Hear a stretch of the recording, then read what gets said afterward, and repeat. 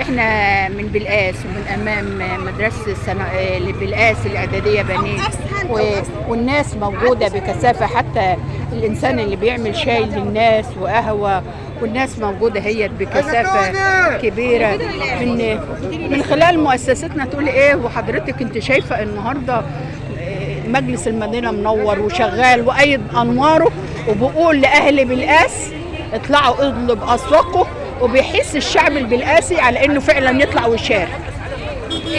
مجلس المدينه دايما بيشجع اولاده وبيشجع بلده ان هم ينزلوا يشاركوا، واحنا كبلد دايما بنشجع بلدنا وبنشجع اولادنا ان هم ينزلوا يشاركوا في حاجه زي كده.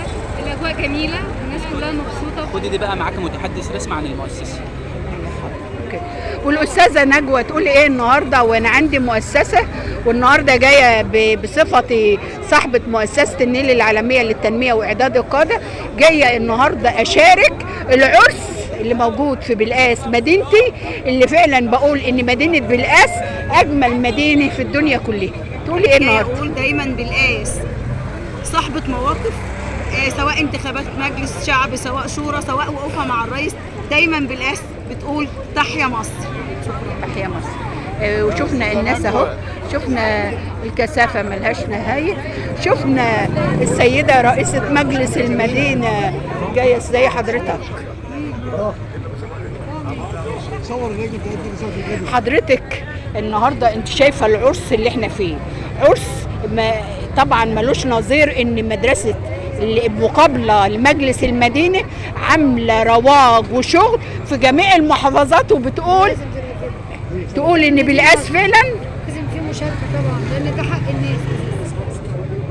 وانت بصفتك الشخصيه كواحده مننا ومن اهل بلقاس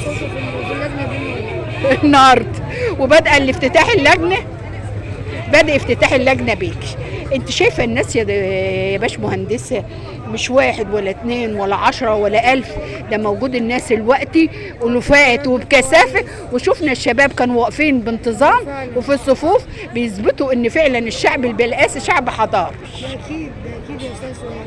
يعني كده المنظر فعلا، بنقول من خلال حضرتك ان فعلا اللجان يطلعوا ويشاركوا وكل واحد صوته. هيكملوا بكره ان شاء دعوه الله. منك لاهل بلقاس.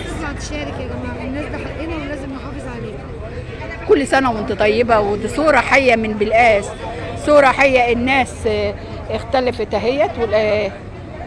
تحب تقول ايه النهارده وانت جاي تشارك في لجنه انتخابيه والنهارده عرس يعتبر في بلقاس، لان بلقاس كله صاحي، وانا حاسه ان اللجنه هتمتد ساعه واتنين كمان، يعني هي بادئه من 8 الصبح ل 9 بالليل، وشكل الناس كده هتقعد ساعتين كمان. هي شكلها كده كل ما بيلاقوا اقبال الناس بيمدوا. تحب تقول ايه النهارده؟ وانت يا شباب، انت زهرة المجتمع، انتوا الشباب اللي بيتبنى عليكم فعلا مستقبل مصر. تقول ايه النهارده؟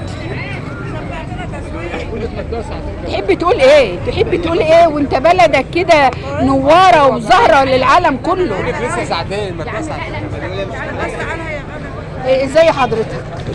الف سلام عليك، واحنا شايفينك شايل.